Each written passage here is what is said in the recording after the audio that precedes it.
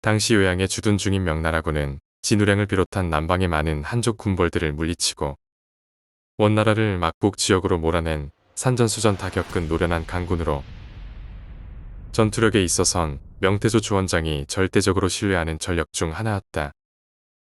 다만 명태조 주원장은 이들에 대한 열악한 군수보급과 장시간 축적된 전투 피로도를 상당히 우려하곤 했다.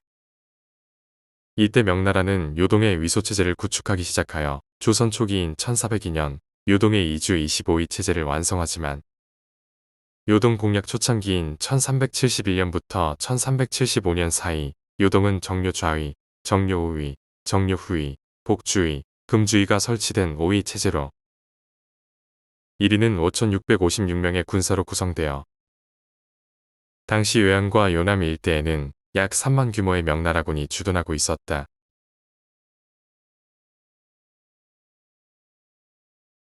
명나라 관점에서 요동은 중원과 수도인 남경에서 멀리 떨어진 외딴 지역인지라 요양과 요남에 주둔하고 있는 명나라군은 멀리 있는 산동의 등주와 내주에서 연안 해로와 육로를 거쳐 군수물자를 보급받아야 하는 어려움으로 인해 명나라군은 군량과 물자 부족에 시달리고 있는 상황이었다.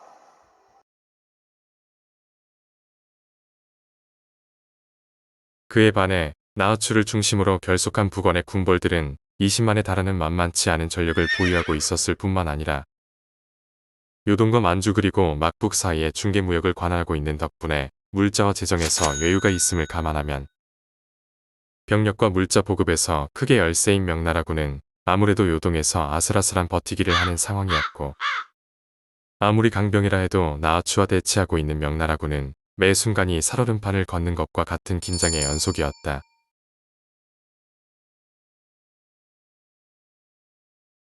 유교적 중화 질서 체제의 세계관에서는 중원을 제패한 제국의 황제만이 유일한 천자로 인정받는다.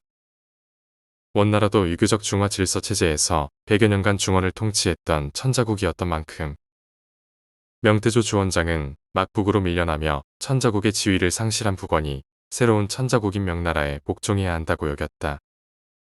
그래서 주원장은 카라코룸에 있는 북원의 소종에게 서신을 보내 명나라에 복종하면 북원을 인정할 테니 서로 교류하며 일방의 주인으로 변방을 통치하라고 소종을 회유하지만 황제의 지위를 유지하면서 다시 중원으로 복귀하여 원나라의 부활을 이끌겠다는 의지를 지닌 북원의 소종은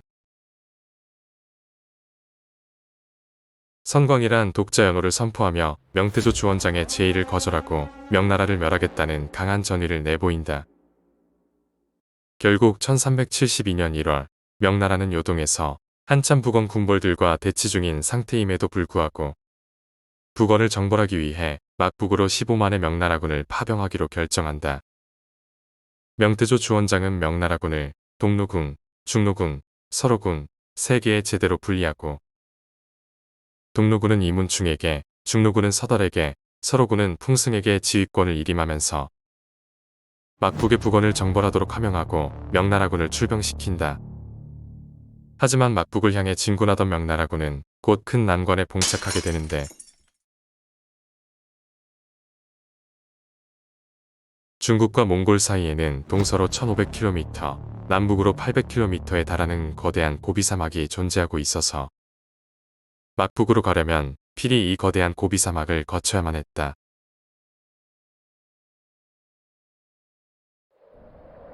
그러나 대규모 병력과 전투마들을 이끌고 주간 폭염, 야간 추위, 모래폭풍, 식수 및 물자 부족이란 난관을 극복하며 고비사막을 건너 막북을 공격하는 것은 굉장히 어렵고 고된 어나더 레벨의 임무였다. 실제로 명나라 이전에 중원을 제패한 한족의 왕조 국가가 막북의 북방민족을 성공적으로 정벌한 기록은 기원전 119년 한무제의 명을 받은 곽거병이 막북의 흉노족을 정벌한 전례가 전부일 정도로 막북 원정은 성공 가능성이 매우 낮은 고강도의 군사작전이었다.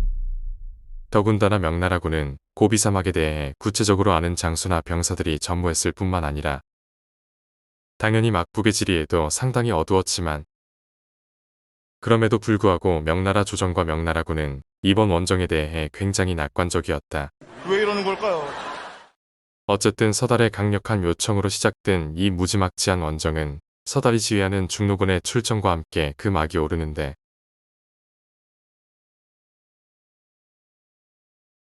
1372년 2월 29일 서달이 이끄는 5만의 중로군은 산서성의 안문관에서 출정하여 고비사막을 가로지르며 북원이 있는 막북을 향해 진군한다.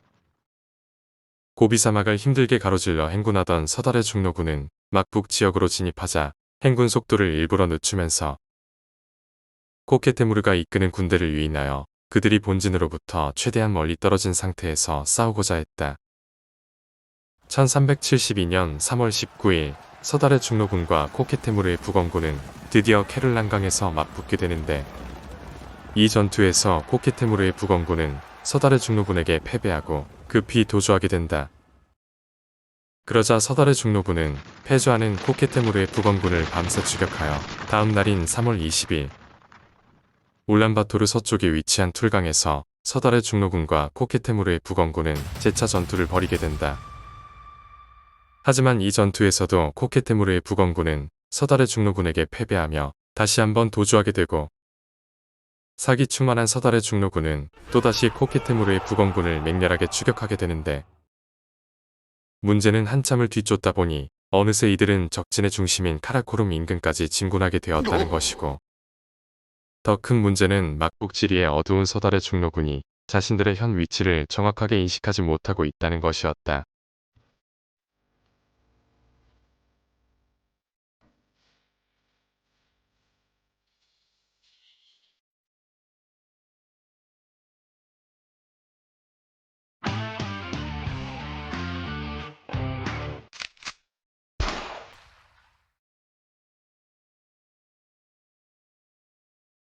서달과 중원에서 수차례 맞붙은 적이 있던 코케테무르는 유단장가 그렇다.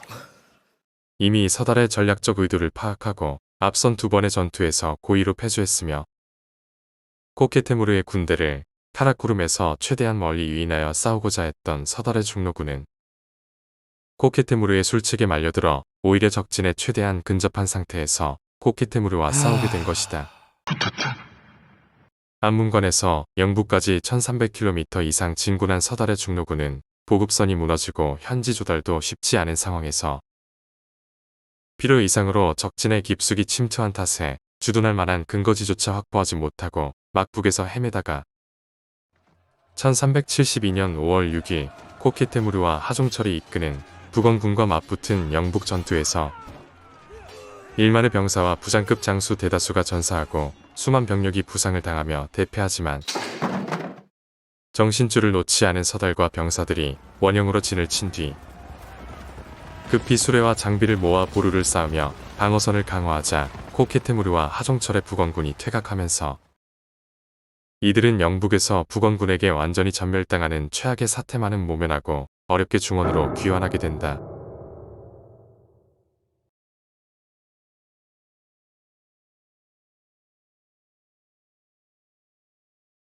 거용관에서 출정하여 응창을 거쳐 막북으로 진군하던 이문충의 동로군은 1372년 6월 29일 차간루어 지역을 공격하여 북원 수비대를 격파하고 북원군의 많은 우마와 군수물자를 획득한다.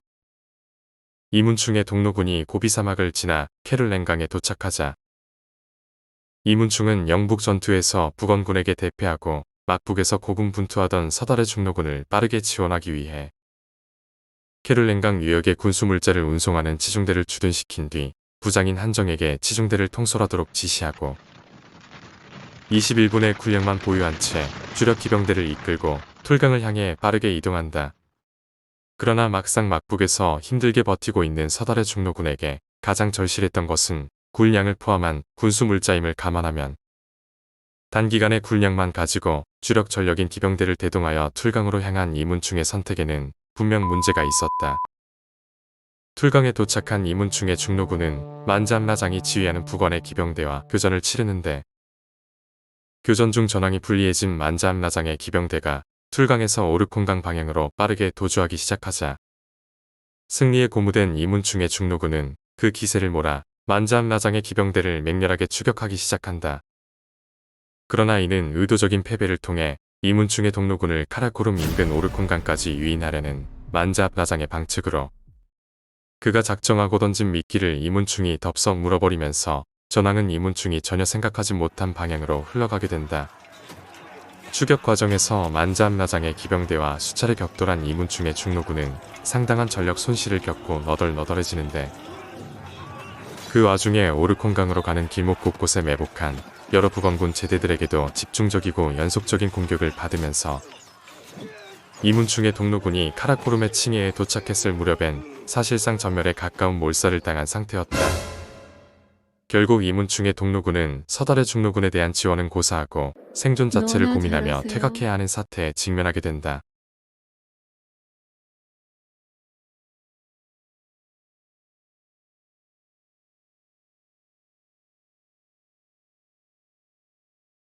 서달의 중로군과 이문충의 동로군이 막북에서 북원군과 힘겹게 사투를 벌인 반면, 풍승이 지휘하는 서로군의 막북 원정은 순조롭게 진행되며 서로군은 큰 어려움 없이 꽃길만 걷는데, 1372년 5월 진덕 및 부우덕과 함께 금난에서 출정하여 감숙으로 향한 풍승의 서로군은 부우덕의 5천 기병을 필두로 설안과 영창에서 북원군을 연이어 격파한다. 1372년 6월 연승을 거두며 엄청난 기세로 진격하던 서로군과 마주친 북원의 장수 상도련은 전위를 상실한 채 관할 지역에 민호 830가구를 이끌고 서로군에 항복했으며, 이어서 역집 내로를 공격한 서로군은 북원 수비대의 수장인 보얀티무르를 굴복시키고, 연이어 감숙의 과주와 사주에서 벌어진 북원군과의 전투마저 모두 승리로 장식하며, 그간 발생한 여러 전투에서 북원군 포로들 외에도 무려 12만 마리의 가축을 획득하는 성과를 거둔다. 풍승의 서로군이 승승장구한 이유는 물론 장수와 병사들이 감숙의 북원군을 대상으로 잘 싸웠기 때문이겠지만, 북원이 서달의 중로군과 이문충의 동로군을 카라코름 주변으로 유인하여 섬멸하기 위해 전력의 대부분을 그 지역에 배치하면서 전력 배치에 불균형이 발생한 탓에 상대적으로 감숙을 방어하는 북원의 전력이 크게 취약해진 부분도 무시할 순 없었다. 그래서 아무리 순풍의 돛담배처럼 진격하던 서로군이라 해도 중로군과 동로군의 전력이 완전히 붕괴된 상태에서 오만의 서로군이 단독으로 코케테무르가 지휘하는 북원군의 전체 전력을 상대하기엔 분명히 무리가 있는 터라, 명태조 주원장의 퇴각 명령에 따라 1372년 10월 서로군은 남경으로 회군했으며,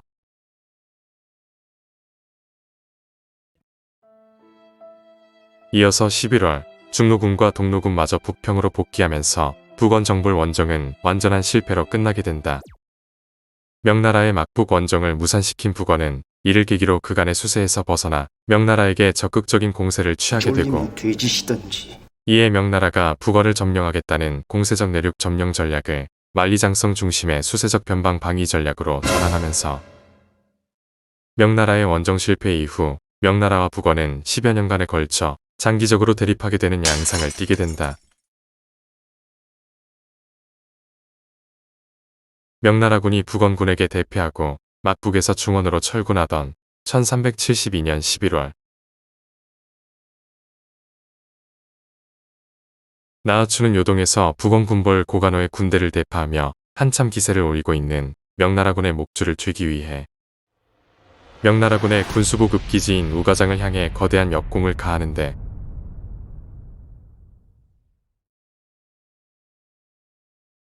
이 전투에서 명나라군은 5천 병력이 전사하고 병어로 인해 군량 10만 석이 소실되는 큰 피해를 입게 된다.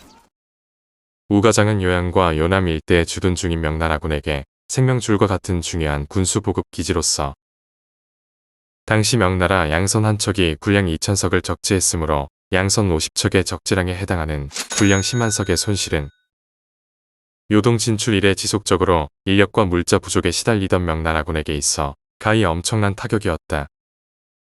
그런데 명태조 주원장이 나아추의 우가장 강습배 후에 분명 고려의 지원과 협조가 있었을 것이라 크게 의심하면서 그간 우호적이고 안정적인 관계를 유지하던 고려와 명나라 사이에 점차 균열이 발생하기 시작한다. 때마침 막북원정에 나선 명나라군을 대파하며 공세로 전환한 코케테무르의 북원군이 나아추의 우가장 공격에 이어 1373년 6월 명나라의 안문을 공격하고 같은 해 11월 명나라의 대동을 연속적으로 강습하자 북평에 주둔하고 있는 서달의 명나라군이 출격하여 코케테무르의 군대를 카라코름으로 퇴각시키지만 명나라의 북변을 공격하는 북원군의 횟수가 급격하게 증가하고 요동의 북원 군벌 또한 나아추를 중심으로 공세에 나서면서 명나라도 북변과 요동에 걸친 두 개의 전선에서 마냥 공세적으로 대처할 수만은 없는 전황으로 바뀌게 되고 일단 소나기는 잠시 피하고 봐야 하는 만큼 명태조 주원장도 한동안 방어선을 강화하고 내치를 다지면서 막북 원정의 소모된 경제력을 회복하는 데 초점을 두게 된다.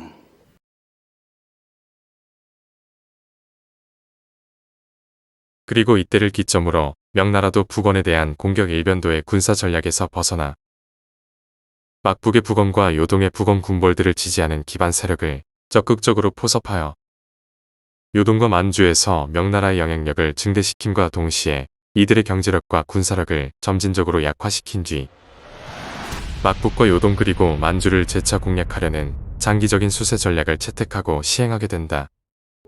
오늘은 여기까지. 구독과 좋아요는 사랑입니다.